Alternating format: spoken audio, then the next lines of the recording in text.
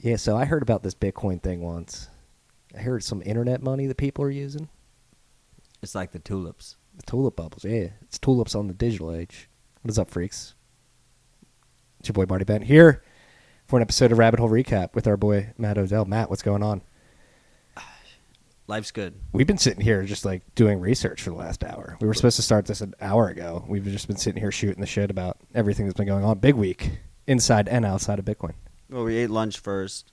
Did eat lunch. We came back here. Yeah, we're allowed to talk about what we talked about at lunch? It's been a good day. No, I don't think so. Yeah, okay. Sleeper project. Sleeper project. Nothing too... could be very cool, actually. Could be fucking awesome. Yeah, before we jump into it, we got a lot to talk about today. Price, of course, as always, been pumping a little bit in the last hour or so. We're at $8,231.70, according to the trade block XBX index. According to my node, we're at block 580,571, and there are currently 24,181 transactions in the mempool, higher than where we were last week. This episode of Tales of the Crypt was brought to you by the Cash App. You freaks know all about them. First P2P app in the App Store, which has also been the number one finance app in the App Store for the last 2 years, is now allowing you to buy Bitcoin, helping you stack sats, helping you save money at merchants with their Boost program. Go get that personalized Boost card, put a Bitcoin on it, put your signature on it, get that. And they just added more merchants this week. They added DoorDash, and Popeyes, I noticed. Pretty boss additions to the Boost list. Again, I use my Boost every day. Have you ever used DoorDash? I have never used DoorDash, but I might be inclined to now that it's 15% off via the Boost. That's a good reason. That's a good reason. I have never used it either. I'm a Postmates guy myself. Yeah. Or Grubhub. Seamless. Yeah, Seamless. Seamless and Grubhub are like one company now, right? Yeah. Well, anyway, not talking about other apps. We're talking about the Cash App. Go to your local app store and download the Cash App today. Google Play Store, Apple, iTunes. Your number one finance app on both Android and Apple. Pretty badass. For like 5 months now or 6 months now. 2 years. Crazy. 2 years? Yes. That's insane. 2 years. And you can buy Bitcoin through it. That's crazy. No one talks about that enough. Yeah. Oh, wait. And let's, this is not part of the ad read or anything, but let's give a shout out. This isn't even on our list. To Square Crypto, they announced their first hire yesterday. Moneyball. Steve Lee, right? Yep. Yeah, Steve Lee. He's a PM at Google at one point. He's a product manager type, working on UX and stuff like that. Is a mensch when it comes to that stuff. So it seems like a very quality hire for their first open or contribution to Bitcoin. Yeah, seriously impressive, dude. Happy for both of them. Yeah. It's good for Bitcoin. Yeah, apparently Gary Fox didn't last too long. Big win. Yeah, they sent out a joke tweet first that they hired a new intern, Gary Fox, and then I kind of dug it. With a name like Gary Fox, you should be going doing porn. You shouldn't be interning at Square. It was spelled Fuchs, so it was a little bit more... Fuchs. Fuchs. Yeah, there you go. Gary Fuchs. This was a little more subtle. Shout out to Gary wherever you are, man. Hope you're doing well. Poor Gary. If you've got a thundercock, maybe you can make it in the porn industry. You got the name for it. I don't know if you can follow it up with the anatomy. We also got 3 contributor shout-outs this week. I actually missed one last week. I'm going to read that first. And that was American Hodl. He said, ABA boys, always be accumulating. Much love from American Hodl. Thanks to that. We got 3 shout-outs. We got 3 shout-outs. One we can't read, though. We have to explain why we can't. I love American Hodl. Here's our second one. We're being forced to do a show on July 12th, it looks like. All right, friends. A special shout-out to our homie 100M Satoshi on Twitter, at 100M Satoshi, for coming up with this brilliant idea, Bitcoin by the blocks demystified. A special show airing July 12th, where we will cover the basics of Bitcoin. Submit your questions, thoughts, etc., and we will address them all. How is that allowed? How are we allowing people to announce shows that we're doing on our shout-outs? I don't know. Just announced that show. We didn't. Yeah. This is what anarchy looks like, Matt. I didn't know anything about this. I'm doing this show. It looks like we're doing the show now. I'm excited. Should we just do this one? Should we do this one because we didn't? I like specify this idea. That it's in the rules. It was bold. I appreciate it. We're definitely gonna do it. Maybe we'll have them on too. Yeah, let's just not make this a habit. I don't want like people just getting directing shows out. Well, it seems like a good idea, right? So that's important. Like if you shill a bad idea, like we will not shout it out. Yeah, so I guess you could send questions in for the July 12th show. Where are we going to be July 12th? I don't even know where I'm going to be. Well, it's the week after July 4th. Mm-hmm. So it probably won't be away because you do the nice vacation on July 4th. Yeah, so I'm not really sure what the show's supposed to be. Bitcoin by the blocks demystified, dude. What does that even mean? Do we like pick topics? I guess if you guys have any questions about Bitcoin basics that you want to send them in. We'll listen to them, or excuse me, we'll read them. We'll answer them to the best of our abilities. Question and answer show? Yeah, it sounds like it. Oh, well, that's a great idea. Okay. Yeah. So if you shill great ideas in our shout outs, we will execute on your great ideas. Yes. And so we're going to execute on this one. So any of you potentially newcomers, newer freaks out there who have basic questions, it seems like this is for your rudimentary Bitcoiner or your newer Bitcoiner. So if you have any questions, simple questions that you may think is a dumb question, there's no such thing as a dumb question, ask us and we'll try to answer it. Yeah, exactly. That'll be awesome. I'm excited. Yeah, I'm as well. A lot to talk about this week. We're gonna have I think we're gonna go over an hour.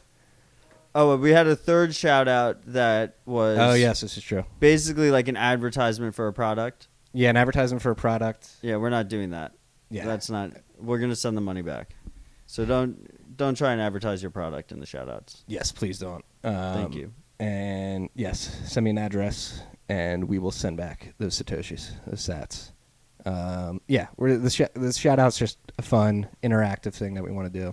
Well, I mean, ideally, it'd be great if we could go to a full contributor model, but right now it's the accumulation mode, and everyone should be, everyone is supposed to be stacking sats. They want to be spending sats. Yeah, they should be stacking as many sats as possible, and hopefully, when the bull does come, we can switch to a full contributor model.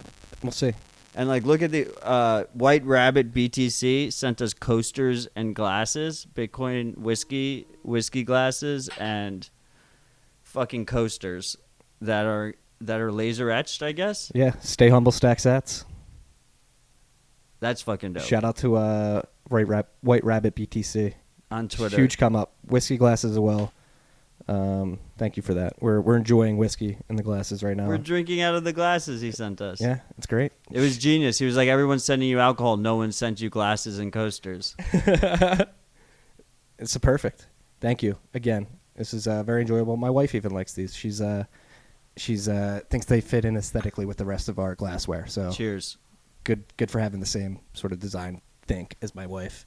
Let's get into the topics. What do we want to talk about first? There's a lot to talk about. We could talk about. Let's talk about this proposed India ban. Yes. So in India, there's a proposed ban that's banning all cryptocurrencies, and I believe there's what's being presented is if you get caught using them, there will be a 10-year prison sentence. Is that correct? Yes. If you even hold it, right? I believe so. Yeah. So it's not just buying or selling or... It's possessing. It's possessing. It's so full criminalization. Yeah, and this is really pushing Bitcoin's use case to the floor. It's really going to test whether or not the argument of plausible deniability plays out in real life. Well, first of all, it's only proposed, and judging from our own country, I imagine, you could just have some, hardcore, super extremist person propose a bill just for PR sake, right? And then everyone writes articles about it, and people that don't know the politics. So it could just be like a fringe-esque bill that has no chance of getting passed, or just a proposal. That's very possible. It's just something that somebody saw and wanted to get clicks. And it makes a great article. Yeah. It does, yeah. But people should expect it, right? Especially in India. I mean, India banned the large cash bills. Remember when they had the lines where they had to trade in their bills? Yes, this is true. But this is actually an interesting caveat or nuance to the situation in India. I had somebody hop into my DMs. We had a conversation about India earlier this week, and they were saying historically Indians, just as a culturally, are very good at sort of skirting particularly the capital controls laws, and this person in my DMs was talking about the years of British colony rule, they sort of ignored a lot of the laws that they were trying to throw at them anyway. And then there's a lot of gold laws, obviously, as well. That's why they love gold. They love gold there. Yeah, that go ignored. So maybe Indian culture will just continue to do what it's done best for the last few centuries and figure out ways to sort of skirt around these edicts if it even does go through. Yeah, I mean, I have nothing but respect for Indians. I do think that they will probably ban it at some point. They will crack down. I mean, they've been known to crack down in the past. And it's super interesting because I think they're the second most populous country in the world, right? Most populous? Yeah. A billion people or something? Way more than a billion people, yeah. At least 1.2, I believe. That's crazy. And there's like 30 million Bitcoiners right now. So, should be interesting to see how it plays out in India. But like, if your government is the type of government that's going to crack down on this stuff, then Bitcoin should be more valuable for you. Like, you live in a society where Bitcoin is absolutely necessary. We wanted to end it on macro talk, but it seems like we're just naturally going to segue into the rest of the macro talk. So India... Yeah, we'll just start with macro, and then we'll go to more Bitcoin focus. Yeah, so India is just one case of the government cracking down on potentially cracking down on Bitcoin in particular. But I wrote about it in the Bend today and have been following sort of the macro events over the course of the last few weeks, and things are getting a lot more frothy on the international landscape, especially after last weekend. We'll start with Hong Kong. So, like in Hong Kong, you have people taking to the streets marching. Did we talk about this last week? No, we did not. I don't believe we talked about it. It's 1.34 billion. Yeah, is India. Okay, continue. We did not talk about Hong Kong. Yeah, so Hong Kong over the weekend. Obviously, I'm sure most of you freaks have seen by this point millions of people or 1 million plus people in the streets protesting a law that is about to be passed in their local government that would allow extradition of Hong Kongers to China. It is Hong Kongers. That's the correct term. Is it really Hong Kongers? Yes. You looked it up for the Bent? Yeah. I gave him a look. Yeah. So the reason they're hitting the streets is the basically unlawful extradition of people in Hong Kong, which is supposed to be semi-autonomous from mainland China, and this is not good. This does not bode well for the people of Hong Kong or people that own real estate in Hong Kong. So another thing that is important to highlight here is that Hong Kong is the most expensive real estate market in the world right now. You have a lot of Western expats living in Hong Kong, basically depending on the semi-autonomy of the territory from mainland China. And this extradition law, if passed, would severely impede on that autonomy that exists right now. And people are using it as like a store of value vehicle too. Yes. Buying real estate in Hong Kong. Yes. I mean, totally respect the protesters out in Hong Kong. It's amazing. They are some of the most organized and smart protesters. Did you see what they're doing with the gas cans? The tear gas. Where they pour water on it.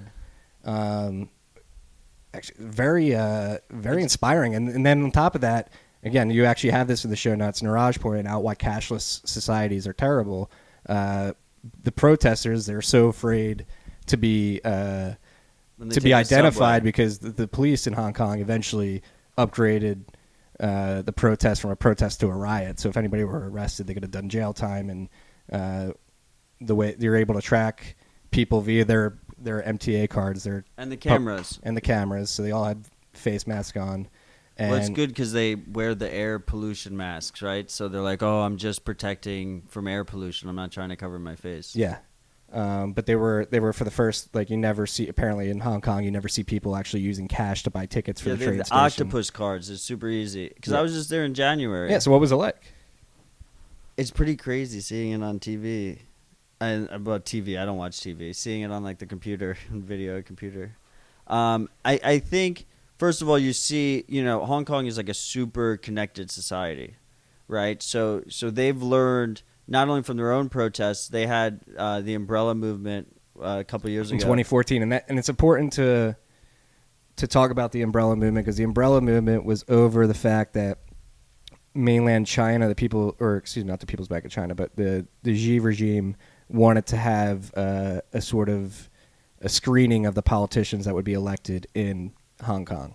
So that was like the first step of maybe trying to posture to get people with it, like to sort of Trojan horse people into Hong Kong, and now that precedent could have led to this law being passed. I'm not sure if that law ever got passed after the umbrella.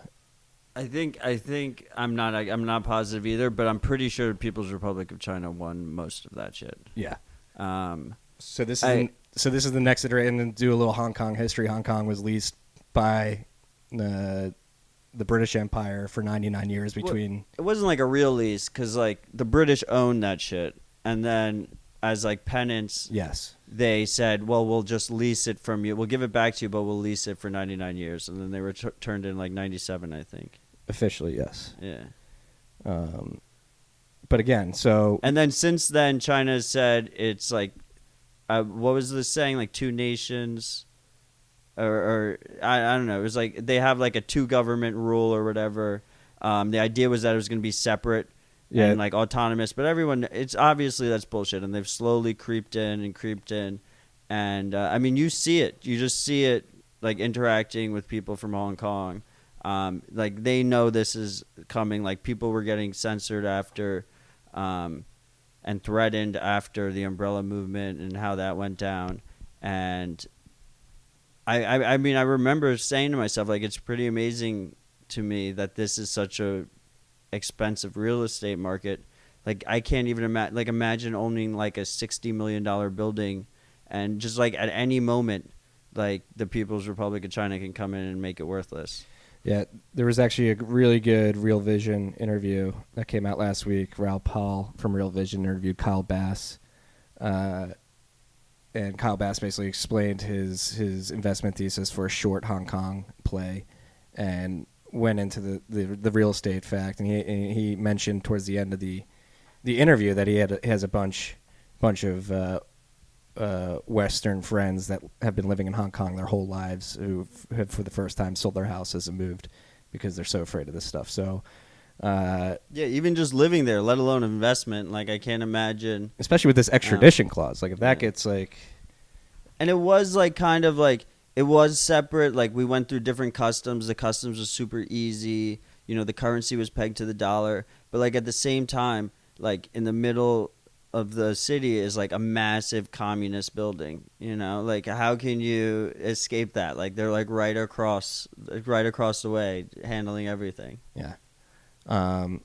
So this is, it just highlights a use case for Bitcoin. Like if I was in Hong Kong, like can you imagine like you keep money in a bank account or WeChat or something, WePay, you know, I think there was an article in the BBC that Niraj posted recently about talking about how WePay is, how prevalent it is that if you get blocked from WePay, like you just like disconnected from society there. So like imagine you have like your savings in there, they catch you on a camera, or they catch you using your Octopus card in like a protest zone, and they just take your money, to just block your money. Like that's where Bitcoin really shines, right? Like that value prop is clearly obvious. Like, do you want to have your money stuck in a building that's like on land that's right, you know, next to the People's Republic of China that's bearing down on you, or do you want to have it transportable anywhere around the world? It's 12 words on a piece of paper. Like that's crazy. Yeah. And this is just, we just spent a good amount of time on that. That's just one macro story that we touched on. I want to continue here.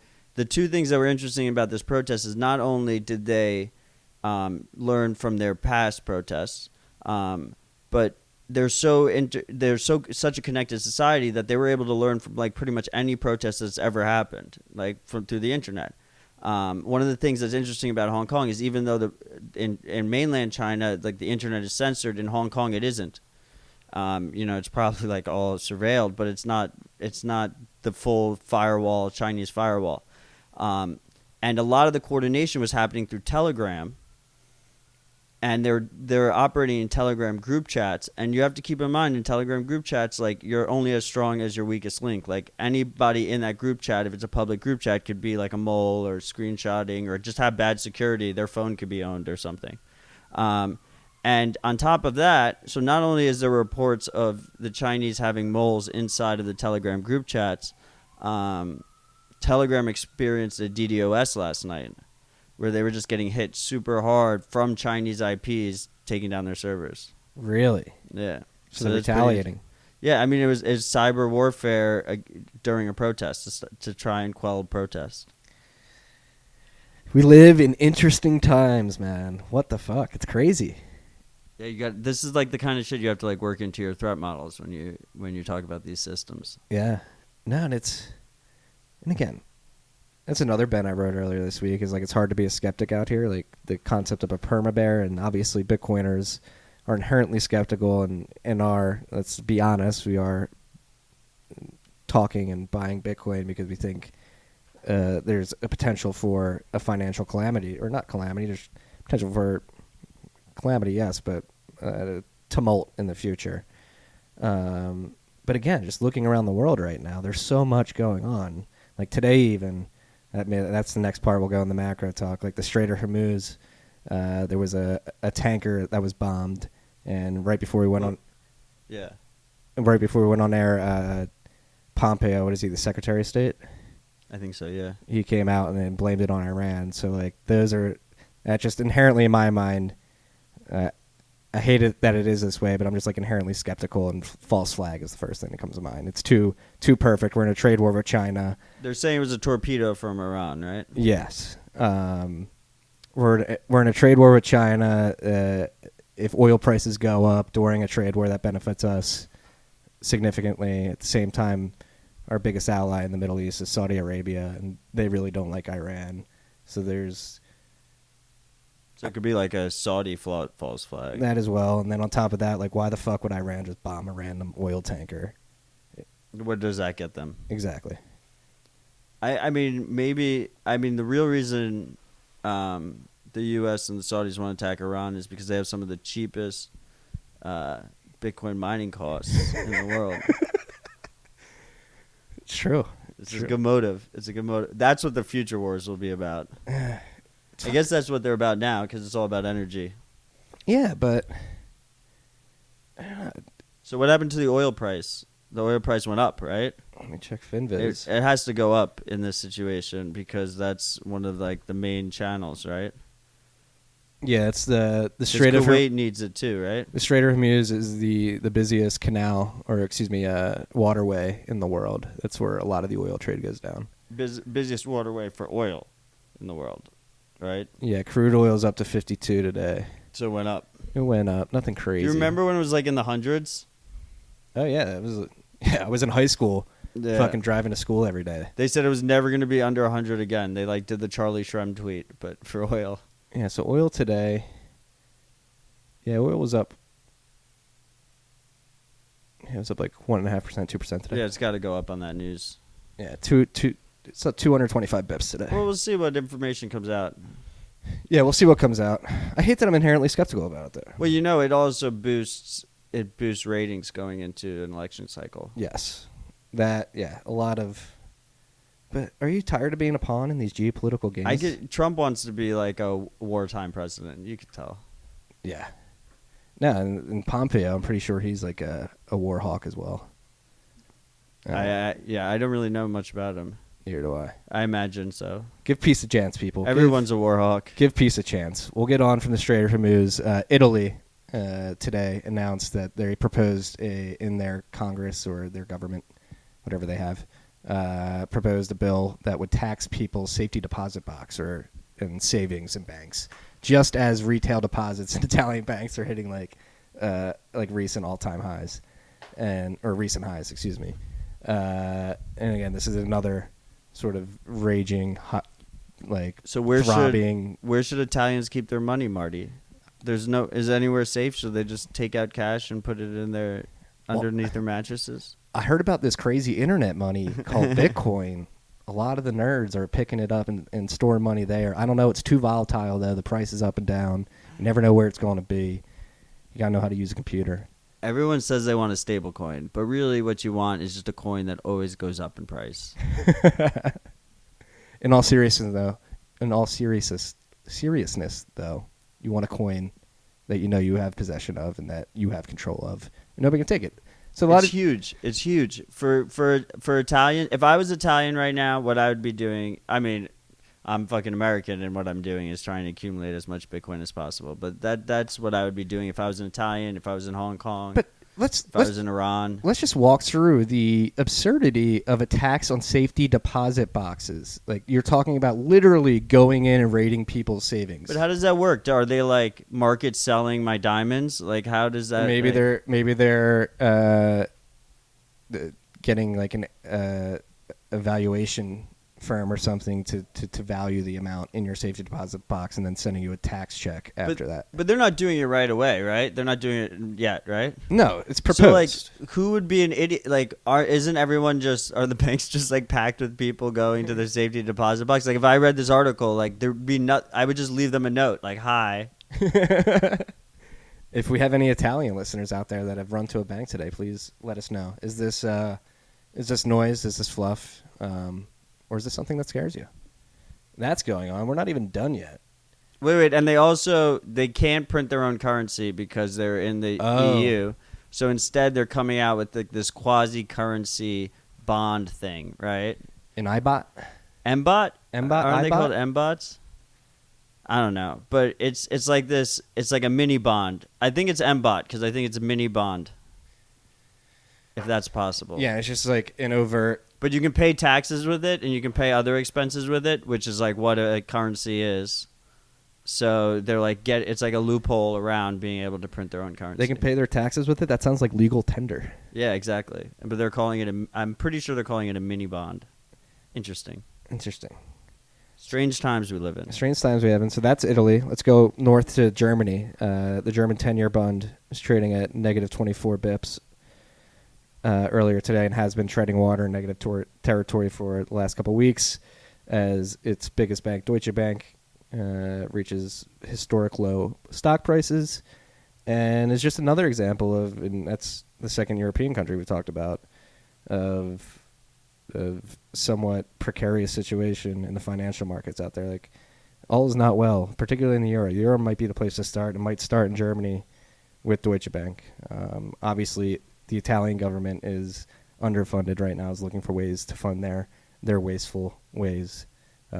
They've decided to go after safety deposit boxes. Yeah. And then now we have the Federal Reserve here posturing like they're going to cut rates in upcoming meetings. So that means more all-time highs, right, Marty? We got to shill responsibly here. It probably means no, I'm saying for the S&P. Like they cut rates. Yes. The market's going to probably keep going up for a little bit more, at least. Yeah, when Bullard came out last week and postured like he would like rate cuts, the market rallied. So like rate cuts are probably good for Bitcoin, right? We'll see. In both the short term and the long term, because the short term rate cuts are good because it's just expansionary and there's more loose money and people are putting it into a risk investment like Bitcoin in the developed world. Yeah. Right? And then in a long term, it will lead to probably like some kind of financial calamity. And Bitcoin, how do you think Bitcoin responds in that situation? Bitcoin probably, I would say that Bitcoin would probably get fucked a little bit in the beginning. It can be sell-off. And then, but long term, it would actually accelerate probably in that situation as people flock to it as like a safe haven. Well, this is what we were talking about at lunch too, right? So like in 08, like we have another 08. This is trying to jump into and have a thought experiment about the psychology of the markets. Like, so yeah, if the Fed does cut rates in an upcoming meeting, it means which they will. It means that they had 3.5 years, I believe, maybe not even 3.5 years, but 3.5 years of tightening, of raising rates after slightly after 7.5 years of the most aggressive monetary expansion the world has ever seen. So they couldn't even they expanded the monetary base for 7 years on end, and are only 3.5 years after that expansion from $800 billion to $4.3 trillion. We're already having to revert course. That does not seem healthy to me. No, it's not healthy. We've never been in this situation before. Yeah. Nobody knows what happens next. And so, going back to the psychology of markets, so 08, That crash, obviously, we had Occupy Wall Street, we had the bailouts. I just think this time around, if there is something on par with '08 or, God forbid, magnitudes of order worse, the collective psyche is going to be different. There's not going to be an Occupy Wall Street. There's going to be what is the tangible solutions that exist that we can turn to, and Bitcoin obviously presents a shining opportunity there. I don't know. Does Bitcoin really dump off in that situation? Like, not that much, right? Like, who's selling? Who would be selling? I wouldn't be. Well, obviously we wouldn't be, but like I feel like we should put ourselves in the shoes of other people because we're more diehard.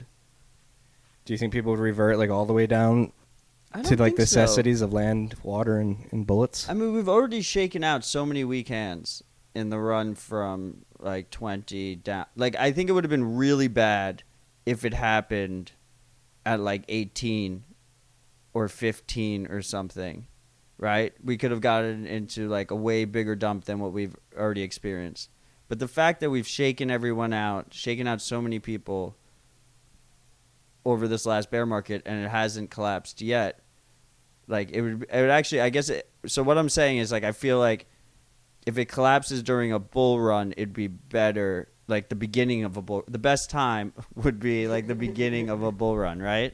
It depends what part of Bitcoin cycle, like in the halvings and stuff. It could time up perfectly where just Right. like an inflow of assets into Bitcoin at a time when the markets are turning makes it seem like a safe haven. People rushing. Yeah, into it. exactly. It's a self-fulfilling prophecy. Yeah. Like if we're already like in accumulation mode and moving up, like the halvings right now is like a year away. That if it hits at that point in the cycle, it could be a self-fulfilling prophecy. Yes, and we must also stress that we can't time this shit. We don't know. Who the fuck knows? That's why stacking sats is a thing. Yeah, exactly. And I'm not talking about timing the Bitcoin price, or I'm talking about talking like if shit hits the fan on the. Oh no, global I've been macro calling this stage. shit for like 5 years now. Yeah. So That's what. it's due. Yeah. So no, that was about 20 minutes of macro talk. There's a lot going on in the world right now. There's a lot to be paying attention to. Yeah, definitely. If you're thinking in your head, I just watched The Big Short, I'm gonna go on one of those sites that lets me short the S&P 500 with Bitcoin. Don't do it. that. Yeah, No. don't do that. You're just gonna lose your Bitcoin. No, especially if the Fed starts cutting rates and printing money again. Yeah, it's just gonna go up. So don't do that. Definitely don't do that. All right, on the Bitcoin topics, let's start with GoTenna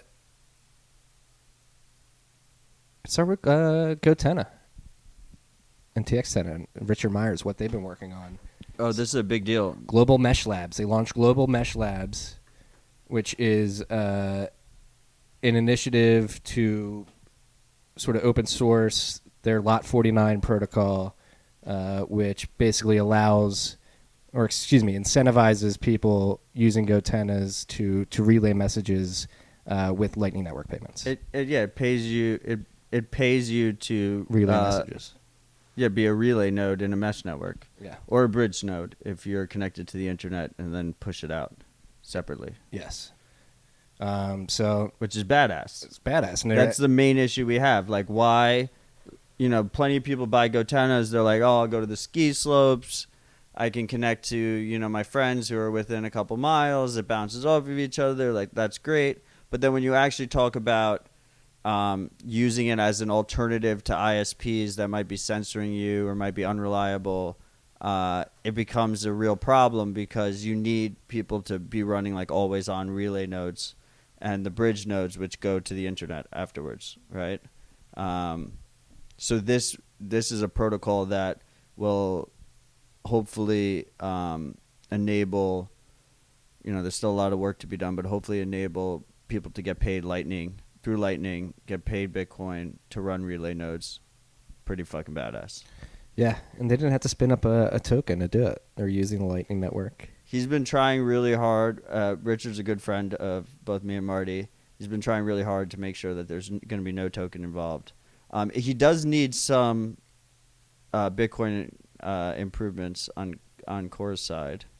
I know he needs Schnorr to be added. There's something else there that he needs to be added. It might be Taproot. SIG hash no input. There you go. SIG hash no input Mhm. and Schnorr. Yeah.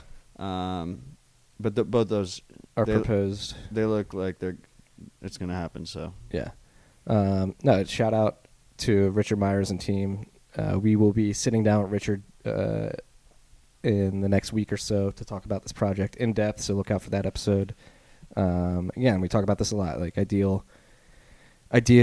decentralization is an ideal that we strive for, and if we want Bitcoin to be as robust as possible, we need these alternative transaction relay networks, and this strong incentive to run a relay node is an improvement on a parallel network to the ISP world. I fucking love Gotenna. Okay, I fucking kickstarted the original Gotenna, 4 of them. Received them, no encryption, 0 encryption. I emailed them. This is ridiculous. You need to have encryption on this. The whole like one of the major use cases of this is like using it in like censored areas and stuff. It's really important to have encryption. And even if you don't use it you don't want people just sniping your messages and shit. They're like, we're working on it. They come out with the second version with encryption. Kickstarter that, right? I get it. I'm like, this would be fucking awesome for Bitcoin payments. I tweet at them, this would be awesome for Bitcoin payments. A year later, they team up with Samurai and they bring Bitcoin payments. Like, that's fucking awesome. Now they're incentivizing mesh nodes with Lightning. Dream come true. Literally the best Kickstarter return I've ever got. The best. Well, thank you for your contribution, sir. I'm glad it happened. I'm glad they made their amount on the first. We need to figure out a way to get more Gotennas going, like, or make it like a more normal thing, like just to carry it. I run 3 nodes. I know. You need to get me set up with a couple. Yeah, let's do it. Because it's just cool outside of Bitcoin, even like just being able to use the Gotenna app to send messages. Yeah, it's super off useful. Network. Yeah. Next up, we had or this person had tweeted us. They tweeted out a thread on an at-home miner that they're using to heat their pool. And we had a listener that poked us about it. Yeah. He showed us it. Yeah, so miner's enclosed in a metal box that's insulated. There's no heat and noise with foam, and it hangs in the workbench above this guy's workshop. And in the winter, it warms his workshop, and in the summer, it heats his pool. Yeah, in the winter it warms his workshop and his greenhouse, and in the summer it heats his pool. And like this is how this was like a cool do-it-yourself at-home project. He did a thread of how he did it. He made like cut half his window out, put a piece of wood up, put some air vents out, ran like a hose with water going through it through the box to heat up. But this is the future of Bitcoin mining. This is like every building that has a boiler will have ASICs in there that are mining, and because the main waste is the waste heat. So if you can repurpose that waste heat and use it for something else, you can dramatically lower your costs, and you're able to get Bitcoin relatively you can get it relatively anonymously. No KYC, nothing like that. You just get Bitcoin from the network. So I think that as mining plateaus, the problem right now is like you buy an ASIC and it goes out obsolete within like a year and a half. Once those performance improvements start to plateau, you will start to see more applications like this. I mean, he's actually using GPUs. He's using graphics cards, but the idea is similar. Yes. Yes, we're waiting for ASIC commodification, but it is getting here fast. You can't get much lower than 7 nanometers, right? Yeah, they're at 7 now. But there's like other ways you can do improvements too, besides just making the chip smaller. But he's in Germany. Like Germany, I'm pretty sure is some of the most expensive electricity in the world. So he's able to stay competitive because he is being resourceful and using that waste heat, and making it not waste. He said at some points like his pool got too hot. So that's like, again, like the do-it-yourself nature of this seems like something that it could be like a weekend project. Oh no, that's cool. Yeah, I mean, it looks like it's more than a weekend project, but yeah, a couple weekends at least. It seems like it was iterative, right? He was like, first I'm heating my workshop, right, and then he. But yeah, it's pretty cool. We're gonna link to that. Yeah, we'll link to that. And speaking of iterative, Zap's been iterating on their product, and they finally released an Android version. Oh my god, I almost bought, and I was starting to feel like iPhone envy. Does it run on does Zap iOS run on an iPad? I assumed it runs on an iPad, right? I would assume so. I don't have I an almost iPad. bought an iPad just to run Zap on it because I was feeling left out. I love it on my phone. Yeah, exactly. I was feeling really. So anyway, the Android Zap app. The cool story is that it was just a contributor who had been working on it for 3 months and didn't tell him. It just came out. Was like, hey, I've been working on this for a while. Here's the Android version of Zap. That's the crazy thing about the Zap community in particular. So Jack dropped a Medium post with the announcement, basically explaining how the Android app came to be and sort of touching on the community behind Zap, and it's all disparate people who just want to make it better. Yeah, and then Jack didn't have an Android device, so he had Rockstar Dev lead the testing. Yep. And Rockstar Dev's he's known for working on BTC Pay Server, correct? That's how I found out about him. Yeah. So cool stuff going on there, and then on top of that, staying in the wallet / node space, Samurai has officially come out and announced that they're partnering with Noddle. They announced we talked about it last week that they open source Dojo, but now it came you can run Dojo on any hardware. Yeah, you can run Dojo on any hardware, but the specific Dojo Samurai device that they're going to release, they're now partnering up with Noddle instead of Bitseed. Looks as if Bitseed is going out of business. This became apparent on a recent Stefan Livera podcast episode with Samurai Wallet founder. Great episode. You should give it a listen. Definitely give it a listen. So yeah, they're teaming up with the Noddle guys, and you get a Noddle hardware, regular Noddle hardware. You'll have the option to run Dojo in that, and then they're teaming up for a special Samurai specific. And what are the specs with this? It'll have 2 discs. Well, the most important thing about the Samurai Noddle, first of all, 2 companies I fucking love, so this is fucking awesome. Second of all, the most important spec is that the Samurai Noddle will be red. People want the red box. They're going to get the red box.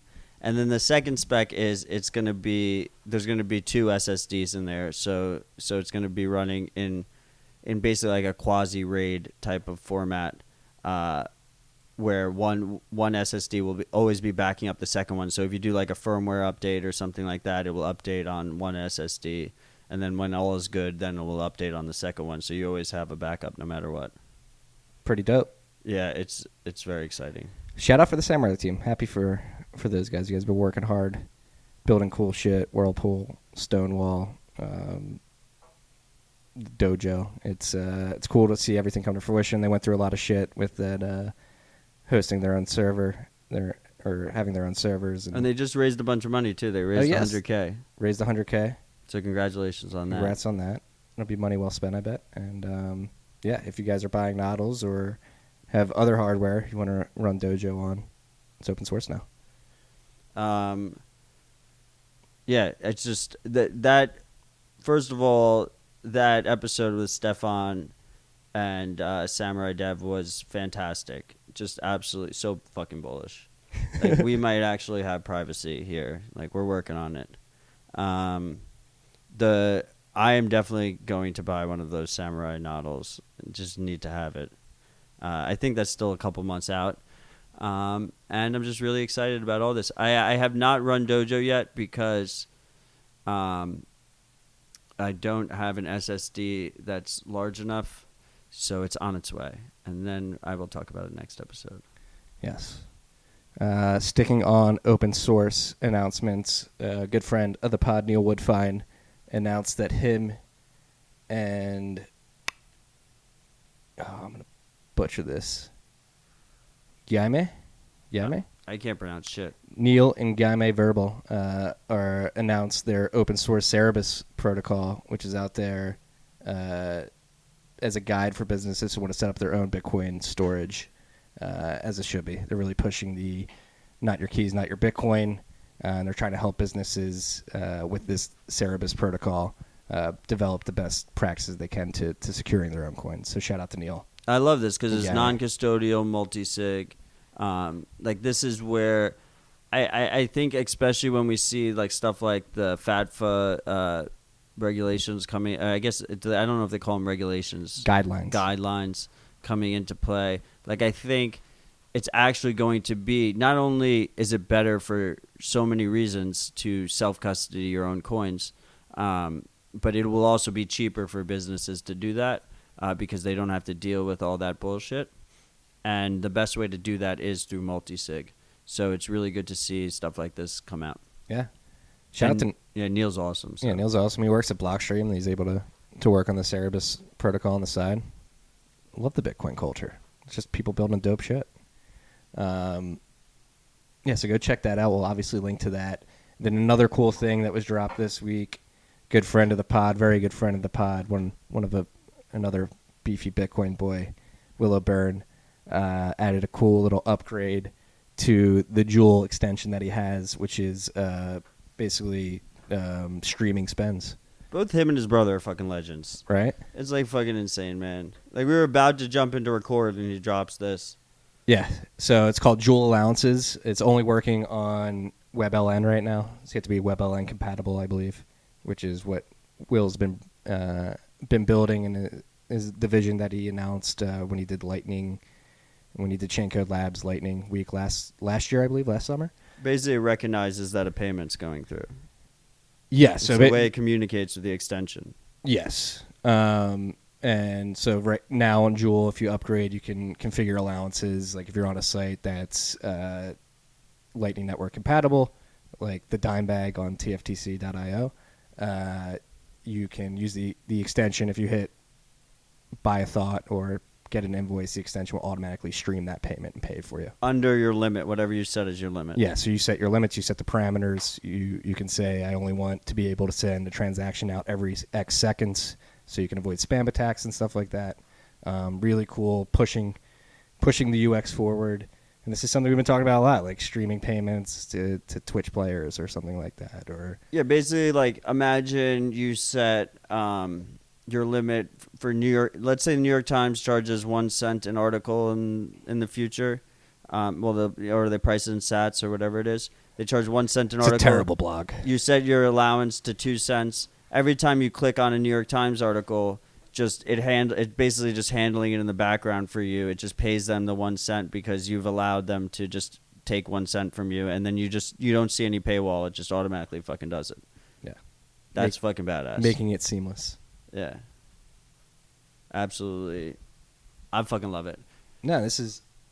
Excuse me. The whiskey is burning my throat right now.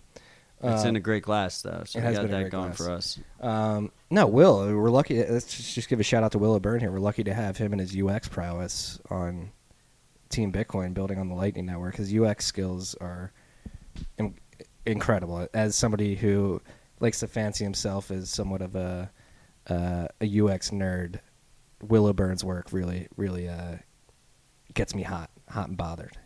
I don't know if that's weird to say. I mean, Will's our swan story, right? Because I remember listening to the episode with you, with both the brothers, with James and Will. And James was representing Bitcoin and Will was representing Ethereum at the time. And since he's come over, he's absolutely amazing. He's fucking legendary. He's just fucking killing it. Yeah. And Will, if you're listening, we need to catch up on this pod. We need to have a sit-down catch-up about what you've been building with WebLN. Just as a mental note there. Yes, please. Matt, is it true that Leo and BNB will be worthless in 3 years? Well, like I hedged myself by saying 3 years. Like people... But yes, I think so. Right? Like, why? Well, first of all, the real question is... Like, you're falling into a tried and true trap in this space. Well, the only reason I brought it up in the first place was because people were shilling the shit out of fucking Leo, and they were already shilling the shit out of BNB before Leo. So I felt compelled. For the uninitiated out there, BNB is Binance's native token. They launched it through an IEO. Leo is Bitfinex's native IEO token. They launched it after their latest. They're ICOs. Yeah, they're basically ICOs. You can't just switch the C to exchange and change anything. Yeah, but they go under the guise of they give you fee advantages when using them on each exchange, and they've been like the hot chick on the block. They give you lower fees, and they give you, well, they can't call them dividends because they don't want it to be a security. So they buy back and burn their tokens when they make profit, which is non-auditable profit. Like, you don't know if Binance made as much money as they said they made. You don't know if Bitfinex said. We don't even know if Bitfinex actually raised a fucking $1 billion for Leo when they first started. Like, there's no proof of that. You have no idea. They could just say it. They're both centralized tokens, obviously. They're both tied to the individual exchanges. So my question, first of all, besides, I mean, all our listeners know how I feel about centralized crap. But besides all that, do you think, what are the odds that Bitfinex and Binance are heavyweights in 3 years? Like, that's a long time, right? Like, I don't even think, I really originally was going to say 1.5 years, but everything goes longer than you think it's going to go. So I added another 1.5. No, we've covered the rumor, or not even rumors, the news of Binance starting to KYC accounts out of the blue, and then Bitfinex is obviously under the crosshairs of the U.S. government and the Department of Justice.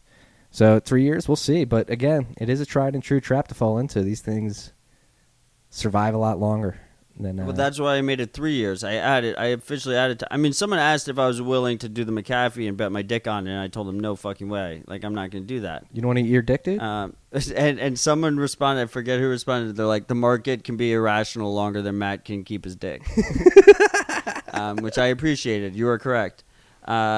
But my point is there's so many risk factors there, whether it's a hack, whether it's regulatory, whether it's compliance. I mean, the thing is, just having the token makes these exchanges are already regulatory targets, right? Once they start having their own token, they become even juicier targets, right? Because not only that, they're like issuing their own token, they're doing buybacks, doing all this shit, and also, Binance like did all this other things to add so-called value to their token. Like, they make you like stake it to get access to other ICOs. Yeah, that's what I was gonna say. You can get exclusive access to other deals and stuff like that. But all this shit can be worthless and at any moment. You know, like if the accounts get seized, stuff like that, it could just be completely worthless tomorrow, and you would never have a chance to get your money out, just zero. And, like, that's a risk that I would never be willing to take, and I think that's a risk that people should realize. Like, when people say not your keys, not your coins, like, that also applies to if, like, you can't cold storage an exchange token. Like, if the exchange goes down, you're fucked. It's gone. It's zero. It's over. So I thought it was important to make that clear. What do you think of a future in which I could see Bitfinex succumbing to the law finally catching up with it as they've been chasing? It seems like, again, they're in the crosshairs and people are determined to bring Bitfinex down in particular. Let's go back to Binance. So let's say Binance survives and they implement KYC and are okay with that, and their customers come okay with that. Like, BNB does survive. Is it a useful token then? So I think they have different risk factors, and that's why I did different. That's why I did 3 years. I just didn't want, there's no room for nuance on Twitter, so fuck it. But with Bitfinex, they have more short-term risk factors. I mean, they're under the crosshairs. They literally had $850 million seized from them. So, like, they must $850 million. Yeah. So they must be freaking out about where they're keeping their money. They've been. I mean, I have nothing against Bitfinex. I'm impressed they've lasted this long. And they do stick true to the cypherpunk ideals. Yeah, but they've been like hanging on by a thread for like a long fucking time. And like now that they issue this token, savvy, congratulations guys. But I think it makes it makes them even a bigger target. It adds even more risk to the whole situation. Makes me want to stay away from it even more. So that can, like, at a moment's notice, be whatever. The problem with BNB is users will flock. Everyone said DEXs, DEXs, DEXs. And what they were saying was they thought the VCs of this industry thought DEXs meant self-custody. That's the important part. And that's what Binance DEX offers. They have this DEX they're rolling out. You get self-custody, yada, yada, yada. The real reason why DEXs are important is because of lack of KYC. People will flock to the exchanges that have no KYC. That's why Binance flourished. Binance will have to implement KYC. They've already started implementing KYC. We have people reporting like locked accounts, face scans required to access their funds, forced KYCs at like random people. And they will have to implement KYC, and they appear to be going in that direction. So when that happens, that's what Bittrex had to do. That's what Polo had to do. As this happens, like new upstarts will come up, whether they're DEXs or whether they're not. The important part is that there's no KYC. Those will be the exchanges that will be the new altcoin casino, the new place where everyone wants to read the troll box. You don't have like Polo just brought back their troll box. It doesn't fucking matter. Like you have full KYC. And it looks like if my Twitter list serves me correctly, it looks like the next exchange behind Binance is Beaxy, Beaxy. Bexy? No, they're brand new and they're running a referral token system or something. Are they? Referral. I'm not endorsing this at all. I'm just trying to point out where the trend's heading. But Beaxy has full KYC. I already checked. Do they? Okay. Yeah, Never because mind. the next upstart is going to be one that doesn't have KYC. What's interesting is HitBTC, I think, just launched their own token. Like the new in thing is exchange tokens. So HitBTC just launched their token, I think, and I think either Bitfinex or Binance is doing like a tag team with them, or like they list their token and the other guy lists their token. So we'll probably see more exchange tokens before we see less. But just keep in mind that these have higher risk than even your run-of-the-mill shitcoin or something. Yeah. They're way more centralized. They are like literally the epitome of centralized. Yeah, you take on the risk of that, the compliance risk of that exchange. Yeah, they're one rate away from going to zero. Yeah. So that was talking exchange coins with Matt Odell. Bearish. 3 years. Leo BNB gone. Well, the thing is like they might very well just like fucking soar. So that's why I put 3 years there, because they're like playing games. Fucking CZ's just like restricting the supply left and right, adding new mechanisms to restrict the supply. Like you can't like. So that's why it's a longer term, whatever. But like intrinsically, they're fucking worthless. This is a good segue into a conversation we had over lunch too, and a good lesson to expound upon is the relationship between liquidity and price. We were talking about IOTA at lunch, and fuck IOTA, obviously. But like when Jaguar. So IOTA had a price run, obviously during that 2017 bull market, but the reason wasn't like. The reason was Tangle is the future, Marty. Yeah, the reason was, as we were explaining at lunch today, or talking about at lunch today, like people who took their coins in their own possession, like put it into an IOTA wallet at one point, like couldn't move their coins for a month. So you had a bunch of. It was longer than a month. It was months. So the reason IOTA pumped was because you had assets in wallets that couldn't move. So those people couldn't sell, and the price pumped on exchanges. But really, probably like the biggest holders couldn't take. It was literally dysfunctional. And most people were such fucking idiots that they just never took their coins off exchange, so they never even knew, right?